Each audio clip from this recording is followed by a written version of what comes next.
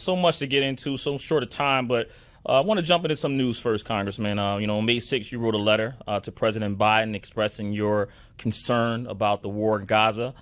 You were expressing a continued humanitarian aid. Despite talks of a ceasefire, it appears as though that war has expanded. I watch so many videos of you. I mean, there's been times after sessions are over, you go right to your YouTube channel to deliver the clear-cut message. And I look at you and say, hey, here's an honest guy, right? Let me ask him, what does the American public need to know about that war in Gaza? And again, you wrote the president a letter expressing your belief because we are at a point now where this war has kind of crossed our borders, and we see, so much, arguments and so much disagreement on our university campuses and things of that nature. Anti-Semitism is up in this country. What does the American public need to know about this war? Well, the American public needs to know is that a terrorist organization started this war by killing over 1,200 innocent Israelis and starting this war. Since that has occurred, obviously, Israel has the right to defend itself, and they're going after Hamas to destroy its capability. But the way Israel goes about it is equally as important, because what has been happening is a tragic loss of civilian Palestinian lives that is unacceptable. And also the fact that humanitarian aid needs to get into Gaza.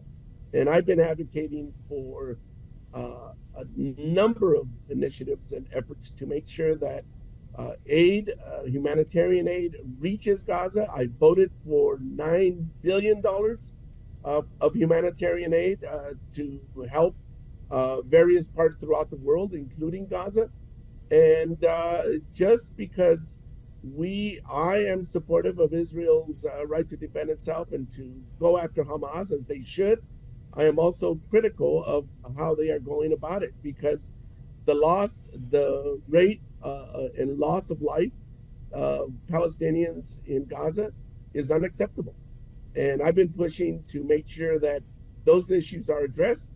The president is working feverishly through diplomatic channels to achieve a ceasefire, a release of the hostages, and to make sure that we can reach sooner rather than later a two-state solution that provides security, peace, hope, and prosperity for both Israelis and the Palestinian people. Yeah, Congress, I'm 40 years old. And I'm seeing these wars in real time. I mean, listen, you were active for the Gulf War, right? And I'll get into that in a minute as I go into your background. I wasn't old enough to remember what that was, right? I was still running around watching cartoons in 1992.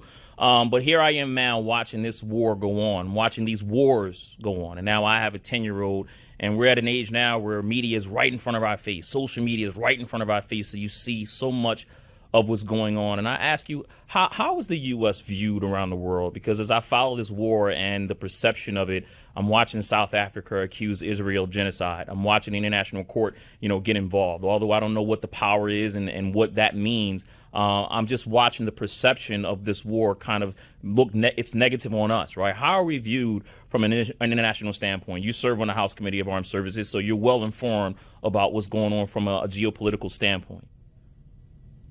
Well, I think, first of all, you need to recall that after World War II, we were able to stand up NATO with our allies.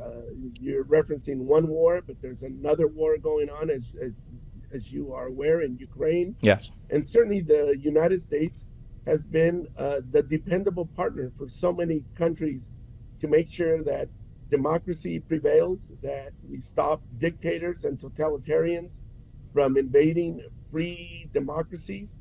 And we continue to do that. And that's why we've supported Israel. That's why we support Ukraine in the last round of funding and appropriations.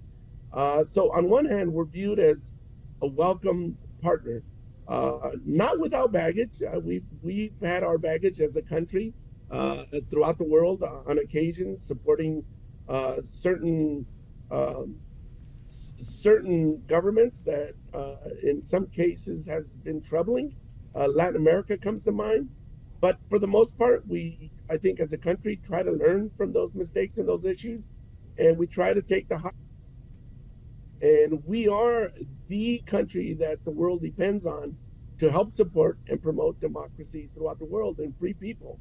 Um, Peace and democracy and protection of our democracy and free people throughout the world is a key role the United States has played. That doesn't go without saying that with great responsibility, with great power comes great responsibility. And that is that we have to be extra careful that we are modeling the way of what is the highest moral ground, the highest values of how we interact with each other as countries, and what is acceptable and what is not in when it comes to the rules of war. And so I think we're mostly appreciated, but every once in a while, countries are critical of us, sometimes without valid reason. Yeah, I was talking to Senator Raphael Warnock a few months ago, right? Just kind of previewing what's ahead this year, and he said we're in a fight for our democracy. You concur? Absolutely. We're in a fight for our democracy here domestically. We saw what happened on January 6th. We saw what has transpired with so many people. For instance, some of my colleagues in the House from the other side that we have come to label as the Putin caucus of the Republican majority. We are dealing with all those issues that are trying to undermine our democracy, not only domestically, but abroad. Yeah, you mentioned